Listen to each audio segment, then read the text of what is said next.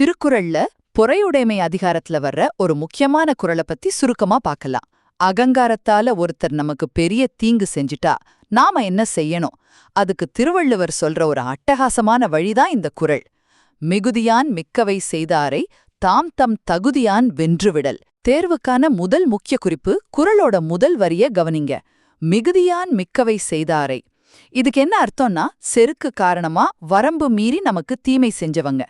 இங்க நாம புரிஞ்சுக்க வேண்டியது, அந்த தீங்கோட அடிப்படை காரணம் அவங்களோட செருக்கு, அதாவது அகங்காரம். சரி, ரெண்டாவது குறிப்பு, அவங்கள எப்படி ஜெயிக்கணும்? அதுக்கு வள்ளுவர் சொல்ற பதில் தான் ரெண்டாவது வரி. தாம் தம் தகுதியான் வென்றுவிடல். அதாவது அவங்கள பழி வாங்காம நம்மளோட தகுதியால ஜெயிக்கணும். இங்க தகுதின்னு அவர் சொல்றது நம்மளோட பொறுமைங்கிற உயர்வான பண்புத்தான். அப்போ இந்த குறளோட முழுமையான தத்துவம் ரொம்ப ஆழமானது.